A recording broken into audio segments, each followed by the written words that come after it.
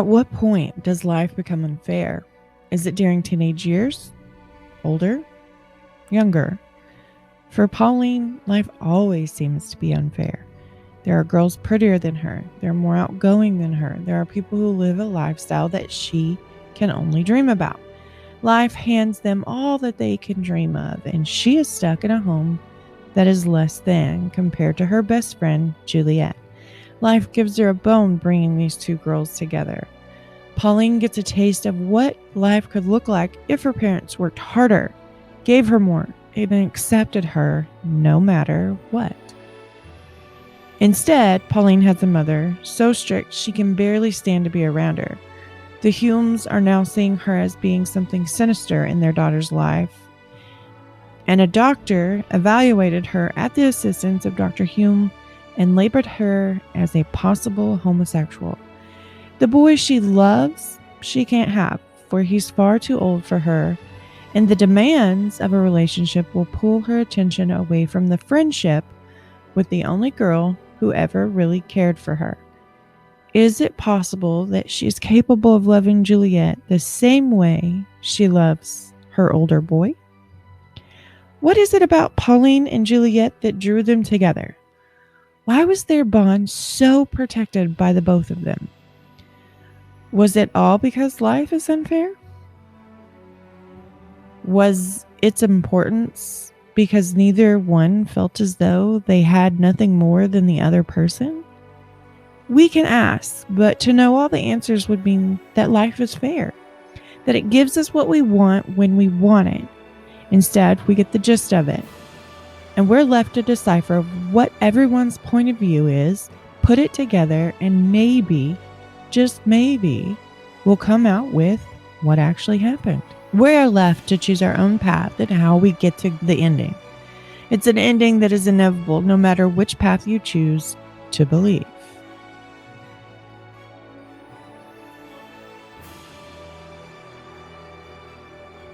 Welcome to the True Crime Librarian. I'm your librarian and host, Ashley, and tonight we continue on in a case where best-selling author Anne Perry was on the front page of newspapers along with her friend at the time, Pauline Parker, when the pair decided to murder Honor Reaper, all in an effort to force the hands of both parents in letting Pauline travel away with Juliet.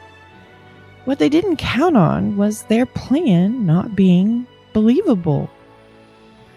But to understand the whole story, we must first understand what took place in the weeks and months leading up to the murder, and in it, we find moments that show us just how Pauline decided that life is unfair and how her mother was the root of it all.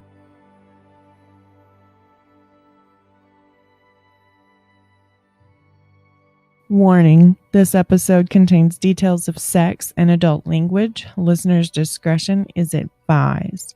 If any of this may be too much for you, please skip this episode or have someone listen with you or for you.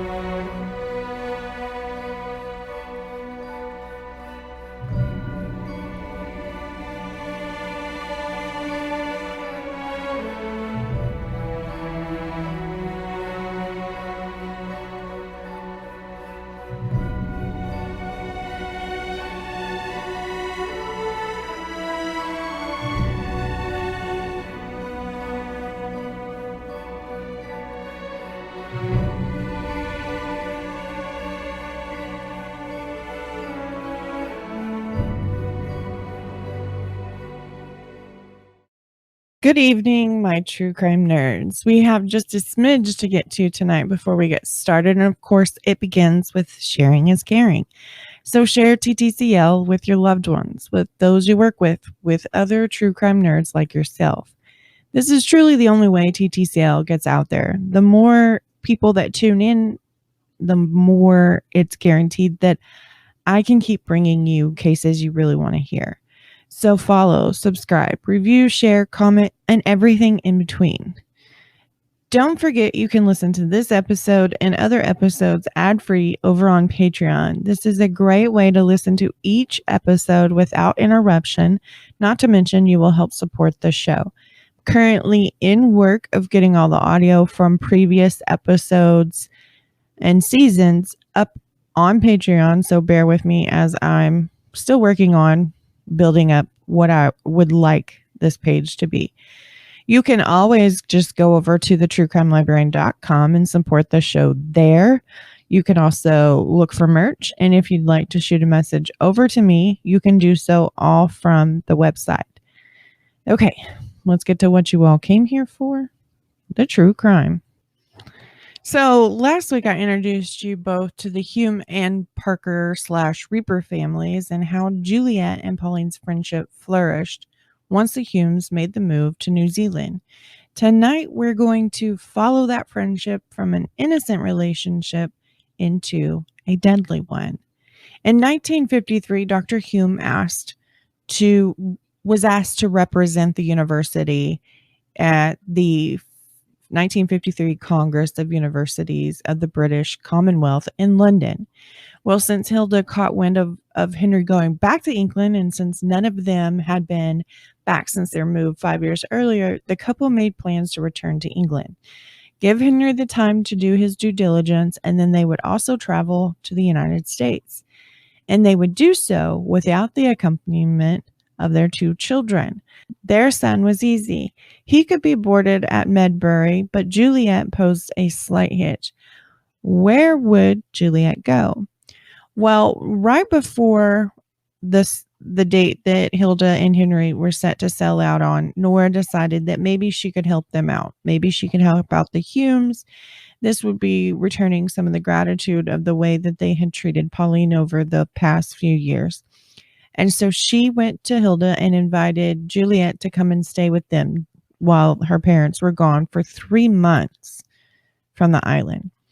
And at this time, neither set of parents had great concerns about the 2 girls and their friendship. But the headmistress was still kind of having her own reservations. But neither Bert or Nora were concerned about where these 2 girls' friendship was going just yet. For Hilda and Henry, they could not have asked for anything more perfect than this arrangement, so they quickly agreed. However, on May 15th, 1953, things changed. Juliet was sent away to live in warmer climates when she was younger from her home in England. This was prior to the move before New Zealand. Remember, she had contracted pneumonia, and physicians said that her living in a warmer climate would help her with her decreased lung capacity. And so they sent her off, and Juliet lived away from her parents for nearly 5 years before the move to New Zealand. And now here she is in a warmer climate, and she ends up being diagnosed with tuberculosis. Now, I know last week that I talked about this debate whether Juliet had pneumonia or TB, and there was very little for me to see where the difference lied. Well, since the airing of that episode, my research this week has been figuring out why there has been this switcheroo going on between either pneumonia or tuberculosis. I know many of you are probably like, who gives a shit? Well, I do. Okay, because them living where they're living is very pertinent to this whole story and where it will go and why these 2 girls decide that murdering Pauline's mother was the best option.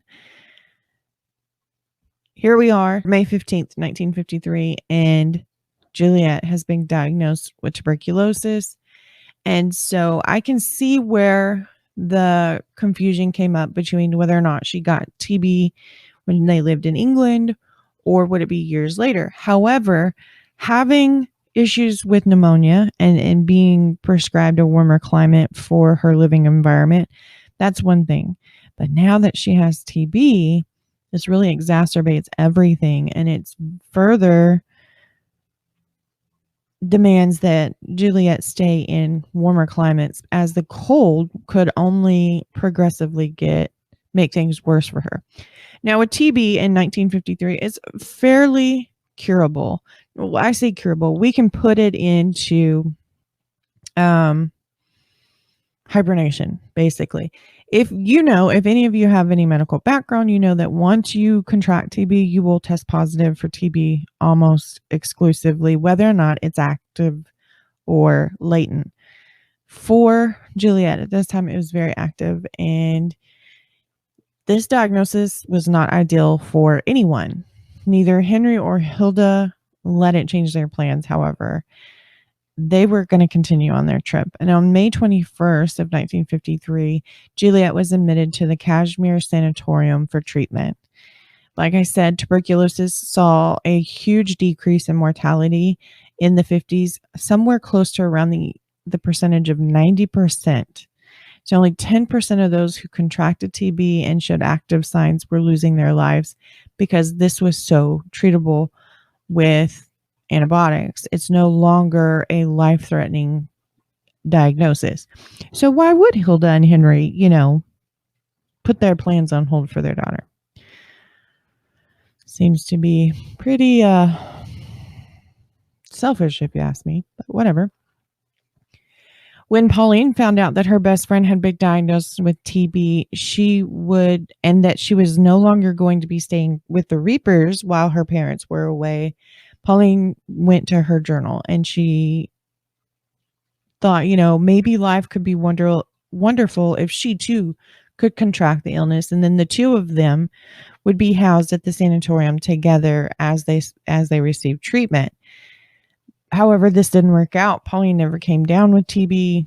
The plan foiled, but still you wonder, why would she say something like this? Why would you think, maybe if I catch TB, something that had been deadly for many, many years prior to, the development of different types of antibiotics, why would you wish that upon yourself, even if you did want to see your friend? I could get that to a certain degree. But when you're living in an era where that was a deadly disease not 10 years before, little concerning. However, nothing ever came of it. Pauline never actively went over there and tried to catch TB from Juliet.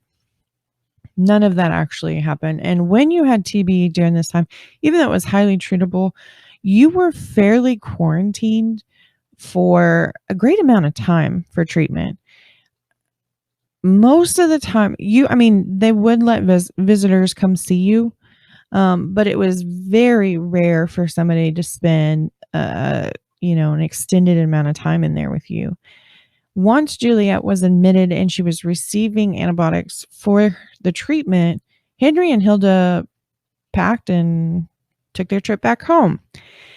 Henry thought that he was going to represent the university, but there was an alternative motive here from the university and the higher-ups.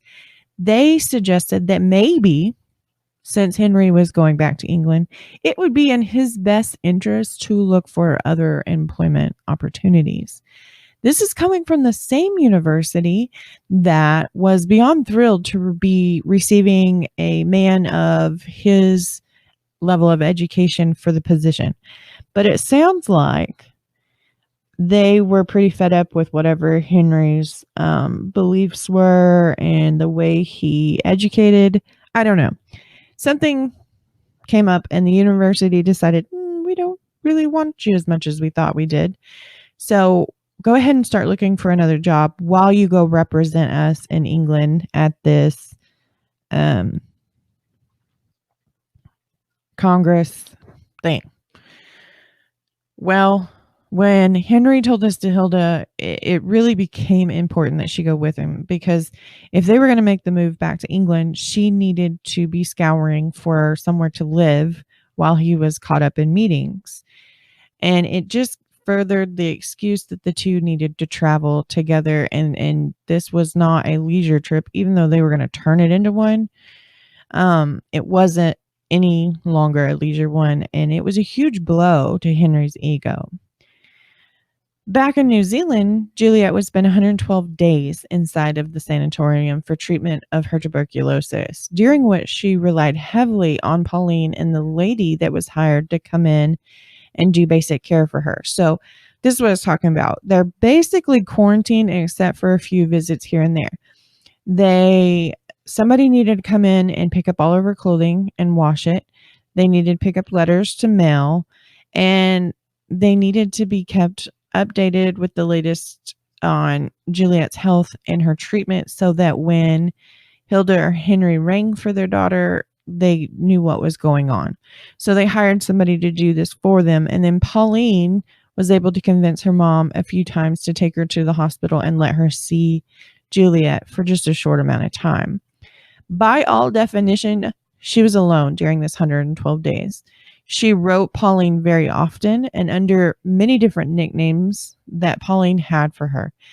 The two were writing every single day. Sometimes they would write 3 or 4 times that day to each other under different pseudonyms. Pauline was doing her best to document all that was going on while Juliet was basically quarantined away, so that she could feel as though she was there for all of it. Her friend did not want her to get down and have the blues about not being able to go and do the same as Pauline. So she was doing everything she could to kind of keep that from happening. Now, during her time inside, Juliet simply wrote short, no banter, little letters to Hilda and Henry. 112 days. How many letters would you have wrote to your parents? Think about it. Probably one for every day, right? She wrote 2. That's it. They're very short, very quick to the point, very clip, nothing overly revealing about what was going on. But for Pauline, they were writing each other 6, 7, 8-page letters 3 or 4 times a day. There was still a social life to be had. A few other friends from the girls' school would come and visit with Juliet, but Pauline was not happy with their visit. She often just scowled at the girls until they left, thinking, she doesn't like you. What are you doing here? I'm her best friend, not you, kind of thing. That's how I see it. Girls are petty. We're horrible. It's fine. What's fine? We're all fine. Pauline was portraying herself like Juliet and the Hulmes more and more every day. Her accent had changed to mimic theirs. Her grammar had changed so that she spoke similar to Juliet. Pauline was making her identity just like the family that she wanted desperately to belong to. The friendship between Juliet and Pauline grew with strength during this time, and the bond that these two would become known for was that and much more. During the 112 days stay, things were changing for Pauline on the outside. Not to say that Juliet didn't go through the same phase. However, Pauline was going through this phase where she liked boys. But while Juliet was away and she couldn't hang out with her friend every single day, Pauline became extremely interested in the opposite sex and in sex. One of the boys that caught her eye was one that she met attending a party that Dr. Henry Hulme had kind of thrown for the new incoming students, and both Juliet and Pauline were there for that, and Pauline met somebody. He caught her eye. He was not from New Zealand. He was from somewhere else. His name Jahai, and she just kind of was smitten with this boy. And she had her first crush at the age of 14. And when you're 14, your crush means a little bit more than just liking someone. It also means that hormones come into play. It means that deep down in the pit of your stomach, it flips with more than just a stolen glance or, a small smile tossed in her direction. She becomes hungry for intimacy. Her body's desire to be touched by the opposite sex is a carnal response. We need that in order to feel good about ourselves. And here she was. She was, she was in love with this boy, and she was going to do everything she could in order to lose her virginity while Juliet was away. And it gave her time to socialize outside of just Juliet as well. And I don't know what she chose to do with her free time. Probably isn't the best idea because, back then promiscuity was super frowned on for the most part, whether you were, no matter your religion, you would shun somebody in your community who had premarital sex. Your community would shun them, no matter your religion, because it wasn't acceptable. You were supposed to save yourself for marriage, for your husband, and that was the only person you were supposed to have this carnal response with. But Pauline was having it at 14. Every other teenager in the world has this at 14 years old. They start to like the opposite sex or same sex. They start to like people so much more that their body response is, I need you to touch me. Just, you know what I mean? So I'm not sure that if Jaha 100% reciprocated the same feelings towards Pauline, but nevertheless, the two started to spend time together. And it was at night and on Pauline's terms. The two had discussed sex in general, sex with each other, but in the end, neither one of them did anything to each other, even though at one point they ended up in bed together. Still, nothing happened. I think the threat of the law in New Zealand at the time was something that played a major role in why Jaha didn't move forward with Pauline's I don't want to call her easy, but she was ready to give it to whoever was willing to take it from her. The legal ramifications said that if these two people slept together and the boy was significantly older than the girl, that it could be the boy, the man, could be charged with a sexual offense, and it could cost him anywhere from 6 months to 1 year in prison. And it would be on your permanent record for the rest of your life. And if you're a college student who's seeking to, find a better life through education, this is not what you want on your record. You don't want people to think that you're a sexual deviant. So I'm not hoping. I think this is what played a huge role into why Pauline and Jaha never went any further than just talking about sex. With Jahal's reservation about betting Pauline and what this could do to him and his reputation throughout life, Pauline found that she had an eye for another student and actually this person was boarded into the Reaper house because at some point during Pauline's young life, the Reapers opened their home up to boarders. This was a way for them to earn money and be able to afford just to survive. And when this boy moved in, he's a student of the same university, only this time he's a law student and now he's staying with the Reapers. And he caught Pauline's eye, and maybe he would be willing to give her what she wanted, which was sex. She wanted to give up her virginity. On July 12th of 1953, Pauline found herself in bed with the young law student, and the two succeeded in what I would consider a very heavy petting situation. From Pauline's journal entries, it's known that the two attempted sex during this time, but for one reason or another, her virginity remained intact. So what does that do? Drives you wild, and you are ready to do whatever it takes to make that urge go away.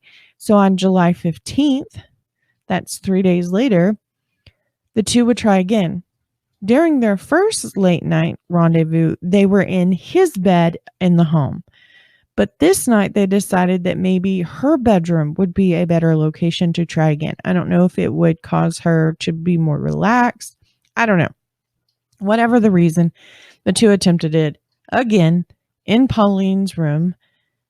And can you guess what happened? Yep, Bert caught the young man in his daughter's bed and lost his cool. I'm sure there was more to what actually happened between the law student and Bert, but I can assume it was more than just get the hell out of my house. He obviously lost his room and board there at the Reaper home, and Pauline paid the price. She wrote in her journal that she was left terribly cut up following the punishment of being caught with this young man, and she considered herself in love with him. And I use that term loosely, as we know that at this age, love comes on the heels of hormones and nothing more. So technically, is it love? Probably not. More of it's more lust and puppy love and that desire. And once you've made progress with another human being to that point, you think, well, my chances of seeing this through are great, right? So you keep seeing that person. But can I say she was actually in love? I don't know. I feel like Pauline threw that term around quite a bit and used it to justify what she was doing, whether it be with Juliet or with Jaha or with this law student, whatever the case may be. I think Pauline used it as a justification that what she was doing was fine, was okay. On August 30th, Henry and Hilda returned to the island and returned to the life and responsibilities they had left behind. Hilda, of course, made sure to bring back gifts for everyone, including Nora, who received a powder compact from Hilda as a gesture of thank you for her kindness towards Juliet during their absence. Pauline, of course, received several gifts as well, as Hilda did quite often, so as to not let Pauline feel left out. Within 3 days of her parents' return to the island, Juliet was released from the sanatorium. Her condition on the road to recovery was enough that medical staff didn't feel the risk outweighed the reward. So she was able to return home to the Hulme home. But the scar of being forgotten and that feeling of abandonment by her parents was still very fresh, and she took it out on them. The highlight of being released from the hospital was that Pauline was allowed to go with Hilda and Henry when they picked up their daughter and all of her belongings. On this day, Pauline wrote her feelings down, just as her mother had instructed her to do with her journal, but one admission would give way to the gossip surrounding the two girls and their relationship. It said, quote, "It was wonderful returning with Juliet. It was as if she never had been away. I believe I could fall in love with Juliet." Was this a way of describing the platonic feelings that she had for her best friend? Or was it the possible awakening of her sexuality and her body and her hormones? It let her blur the lines of what was acceptable and what was not. Did she really feel like she could love a woman and a man? You know what I mean? There's all these questions that arise from this line. Many automatically jump to the fact that she was in love with Juliet in a romantic way. But I don't know. I don't know. Maybe, possibly. It wouldn't surprise me, honestly, if Pauline was that way. And it's not a bad thing either. That's the other thing. This time period that we're talking about, yes, it's hush hush. You don't talk about it. It's not accepted. But had she fallen in love with Juliet, it wouldn't be a bad thing. However, I'm not sure if Juliet felt the same about Pauline in the romantic way. I'm wondering if Pauline was on a different realm than Juliet. I don't know. Maybe. Whatever the case may be, Juliet, she was just thrilled to be able to be outside, be able to go to her room, be able to hang out with her friend. But her parents were going to be punished for what they did to her. They neglected her. They abandoned her. Henry and Hilda were greeted with a whole new daughter when they got home. When they sent Juliet away when she was 5, there was pain and hurt there for the young girl. Her family sent her to live with someone else, and she would not see them again until she was about 10 years of age. She's young enough to remember a time in her life and know that her parents were not there for her as she grew up. but she was not quite old enough to hold on to a grudge like she was at the age of nearly 15. So now she's pissed off. You send me away anytime anything, remotely difficult shows up, and you don't care about me. All you care about is yourself, because they didn't postpone their trip when their daughter got sick. They continued on with their plans. So Juliet began acting out against her parents. As her way of punishing them, she would hurl insults at them. She would give them a cold shoulder, like Hilda would be talking to her, and Juliet would just turn and walk away. She didn't deserve Juliet's response. And when she didn't get what she wanted, she threw a fit until she did. Henry and Hilda were pushed further and further out of her life. And in that process, Pauline grew closer and closer. So as you push one out, one came dragged in. And it was a position that Pauline was all too happy to fill. But still a part of her life was this young man that she had met that had tried to take away her virginity for her. And he was still very much a part of Pauline's life. Living not far away from her house, he boarded into another home, one that let the two have some privacy away from her parents. So when Pauline was sneaking out at night, it was no longer to do long rides with her best friend on a horse. She's now sneaking out to meet her fella in an unlabeled relationship. Whether the two were courting or not, I don't know. It doesn't state that, anything official had happened, considering there's an age difference. Whatever the reason, they were still together. She was sneaking out of the Reaper home at night to go to this other home where he was boarded, and the two would spend time together. Come September of 53, Pauline wrote that she was in love with this boy. She had feelings that maybe weren't as strong as those that she had with Juliet. I don't want to say she didn't fall in love with Juliet and the law student. You can be in love with more than one person at a time, but I think the difference was this law student was very romantic, very less filled, very less driven, and therefore he was able to keep Pauline's attention a little bit longer than Juliet. So during the day, Pauline was with Juliet. During the night, Pauline was this man. These two, the law student and Pauline, they would attempt to have sex a couple more times before actually succeeding in October of 1953. Actually, the date October 4th, 1953 is journaled in Pauline's journals, and it states that there was absolutely no doubt that she had given him her virginity. Well, 4 days after that, since she got what she wanted, these two get into a disagreement with one another.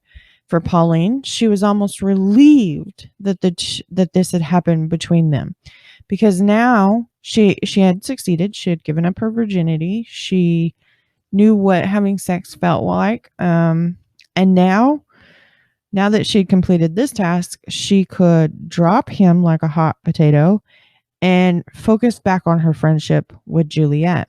He had served his purpose, and she really didn't see a reason to keep him around. And now, with this argument, she had a reason to get rid of him.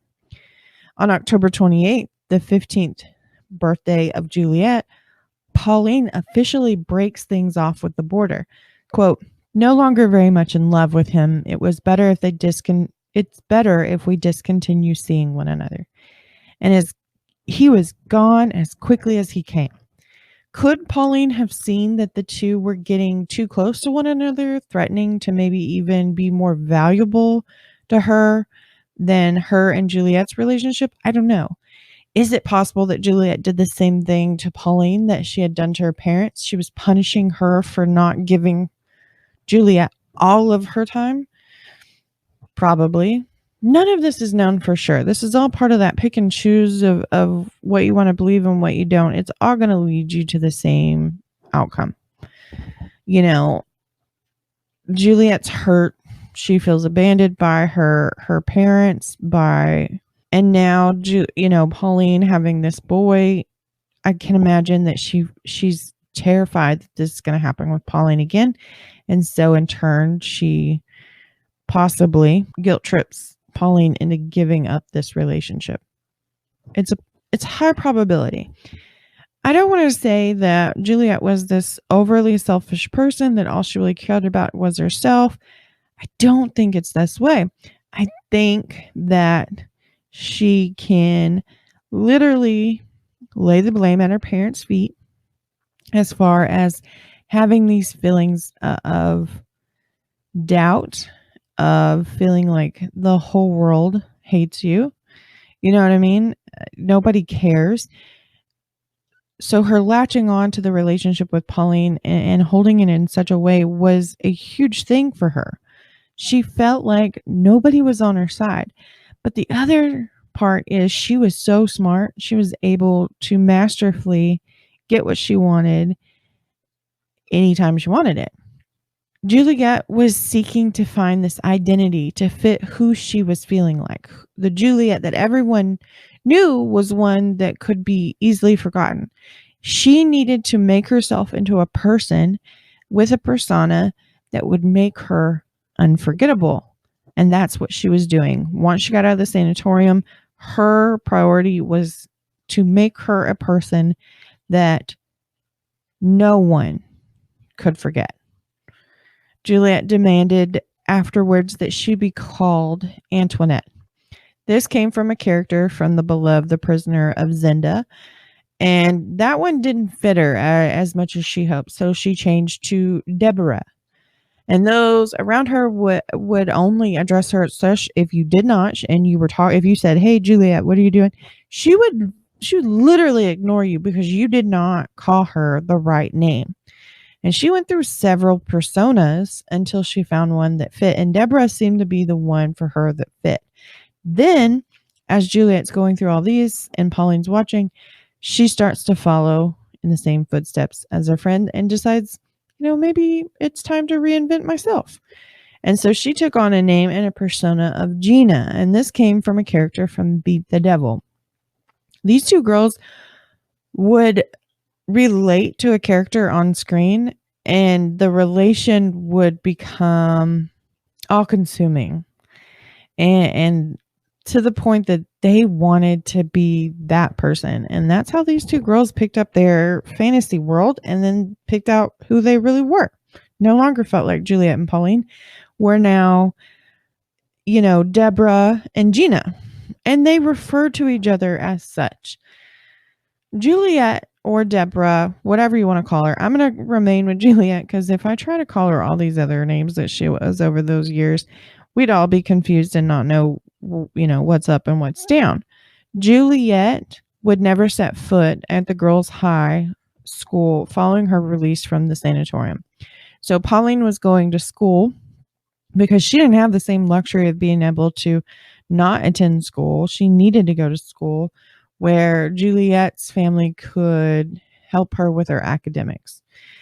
Basically, in layman's terms, Juliet dropped out of high school. This was great for the headmistress, and it was very welcoming news because she no longer had to be concerned with the girls and whatever their relation was blossoming into.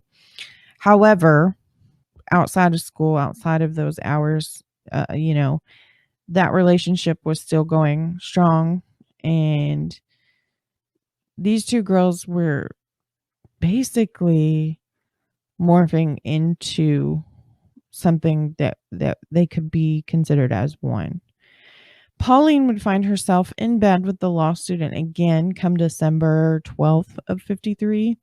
The friendship between Juliet and Pauline was now of major concern to Hilda. Hilda's whole point of view on her daughter and her daughter's friend, it changed during that trip that she was gone to England and to the United States. When she came back, she decided, you know what? I don't like you two being this close. To Hilda, at this point, it was very obvious that their relationship was unnatural. At the concern of both Hilda and Henry, Bert ended up taking his daughter to a local physician, one that was recommended by Henry, as there was major concern that Pauline might be a lesbian. And if she was, then she was definitely in love with Juliet. Whether or not she had feelings towards the same sex, that's neither here or there, right? I have a problem with this because during that time they wanted to change you. And I don't think it's something you change. I think it's something you're born with, and I think it's something of that makes you who you are.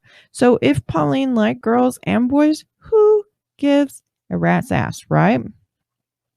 But during this era, you have to think like that, and you have to realize that if you were of the way of homosexuality, you hid that. But for Henry and Hilda, they were convinced their daughter's not the problem.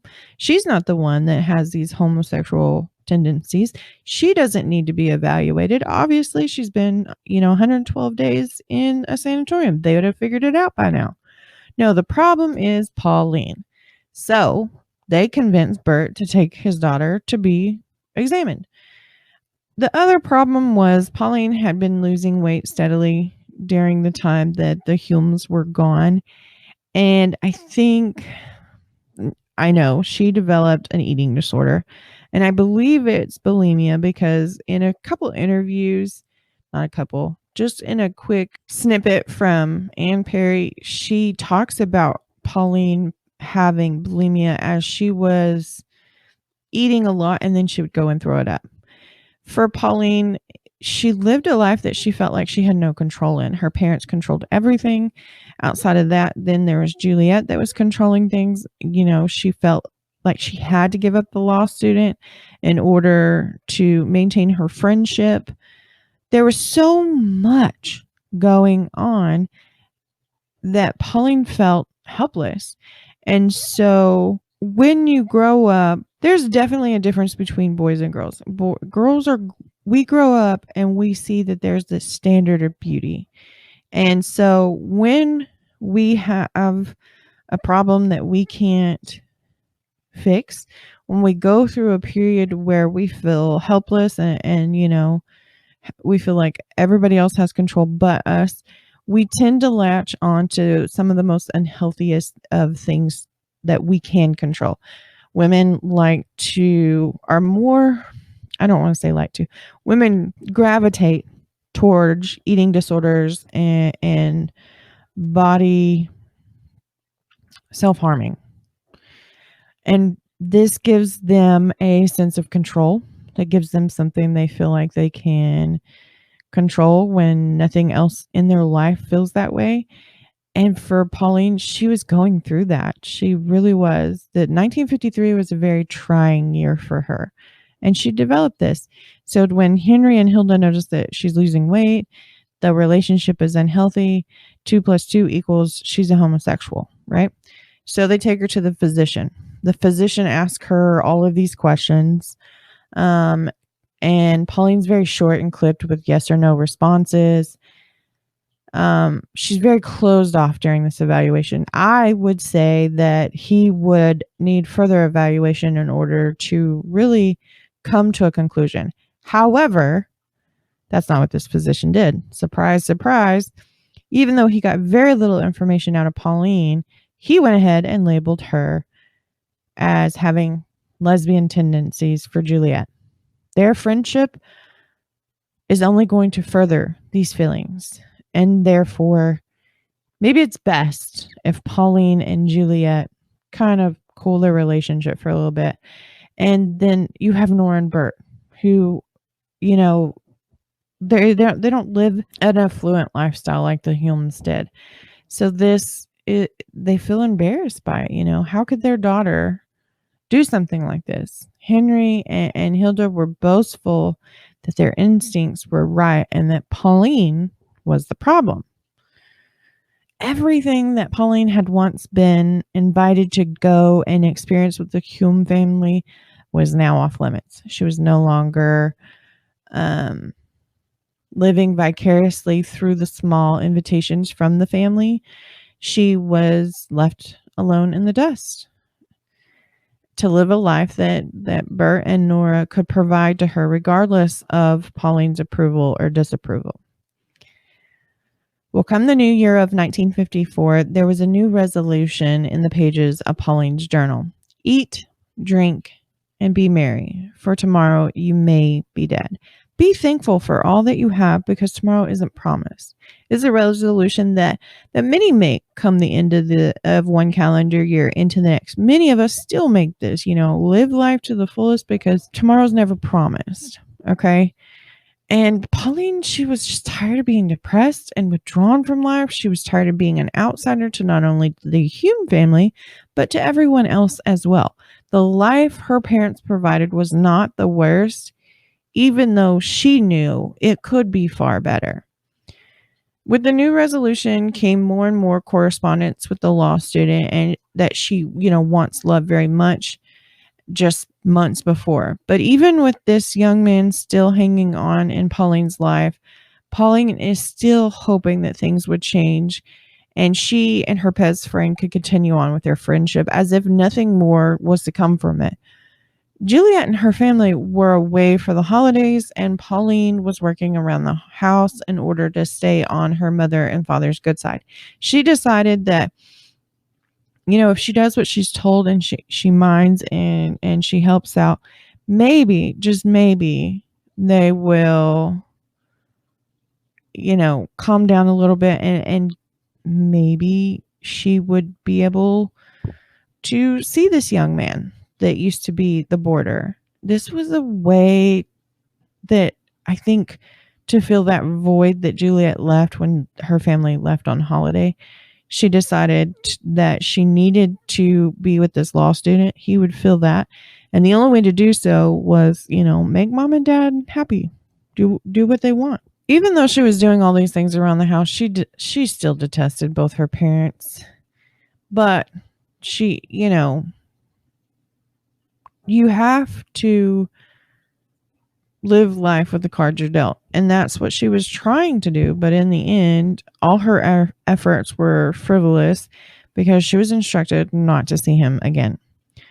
On January 16 of 54, Pauline invited the young man to come and help her with her horse. Pauline had been in riding lessons for quite some time due to Juliet and her horses, and Pauline fell in love with the animals, so she convinced her parents to let her take riding lessons. Well, now that she was doing all these things around the house and helping out, she had saved every little bit of money she had earned, and she ended up purchasing herself a horse. Now she found a way to board the horse with a family who already had horses, and she would pay them X amount of dollars every week in order to, pay for him to stay there and feed and things like that.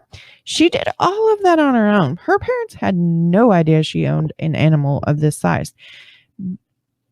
But he had gotten out of the stables, and they had let Pauline know that she needed to come and catch him and put him back. Well, I don't know if he wasn't fully broke, or I don't know. Whatever the case may be, Pauline had to go out and she had to try and wrangle this horse back to the stable. She invited her friend, her boyfriend, whatever you're going to call him, to come and help her. We remember that Pauline suffered from that infection, and Pauline has this, perpetual limp. So she wasn't exactly the best person to go and try and capture this horse on her own. On this day, she learned that the young man was still very much in love with her, but he had told her that Pauline's mother had called and gave him explicit instructions that he would not see Pauline ever again. When he revealed that her mother had phoned him and warned him to stay away, she was livid. The way that she understood her mother was if she continued to do as she was told, go above and beyond like she had been doing since the Humes left for holiday, she would be granted permission to see. That was something that Nora kind of used to her advantage. I will allow this, but you've got to help me do these things first. And Pauline believed her. And now she's finding out that it wasn't true. Pauline started to slide backwards to being withdrawn. This definitely showed her that the control she thought she was gaining over her own life was nothing more than a smokescreen. When Queen Elizabeth II was crowned and she and the Duke of Edinburgh traveled to the island as people watched in awe as the new queen and her suitor traveled through the town of Christchurch as a part of procession to introduce the royalty to the people.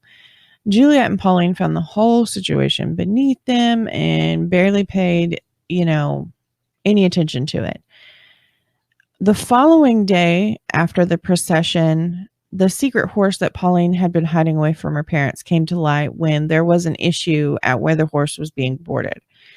Pauline feared that they would force her to give up the animal, but between the time of the early morning phone call alerting them to the animal and the discussion she had with her parents later in the day where she confesses how she pulled off such a feat, Nora and Bert had already decided to encourage Pauline with the horse and her riding lessons.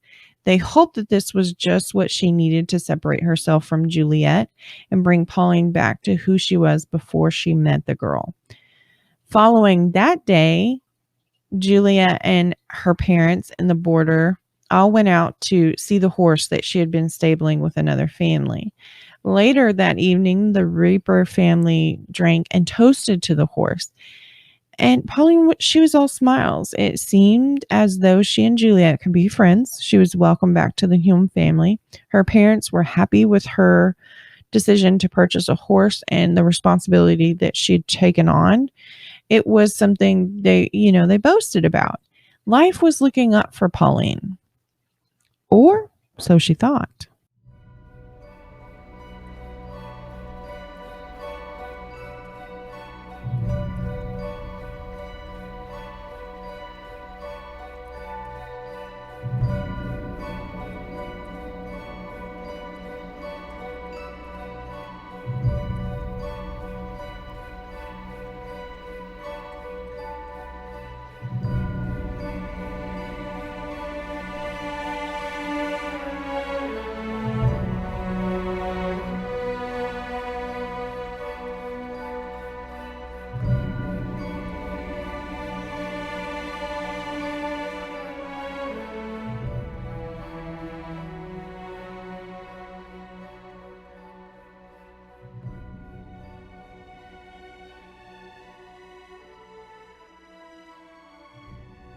A friendship that has bonded in a way of that of Juliet and Pauline is one that most would think would last a lifetime. And maybe it could have. In another world, the troubles that they both lived through in a few short years of these two becoming friends would have remained in the past. It's possible that these two would have been torn apart, with one staying behind and the other one moving once her parents divorced. Maybe in time they would have come back together, both with more maturity, both with the grasp that spending every waking moment together is not a necessary thing to do in order to maintain the same level of friendship. Would these two continue riding together? Would their fantasy world come to life before them through their words and maybe a motion picture? Instead of one becoming an author, could they have done so together, separately? Would Pauline's love for horses and riding stay with her as it has done in her lifetime? Or would these two drift apart by the forced distance and the story of their childhood would remain between those who were there living it? There are so many questions one can ask when looking at this case, and ask, what if? Join me next week as we watch these two girls seethe with the promise of being torn apart and develop a plan so that the only option was for them to be together. And this meant the one person standing in the way had to die. But was there more to it for the shy, withdrawn daughter of the victim? Was all the hell that Nora put Pauline through, per her daughter's eyes, worthy of her life? These questions and more will be discussed next week as the murder of Honora Parker rocks the island and these two teenage girls go on trial for the murder of the century. Don't forget you can drop a review on TTCL in this episode. Don't forget to like, share. It's all in an effort to keep the show going. Like I said last week, my book recommendation for this case is Anne Perry and the Murder of the Century by Peter Graham.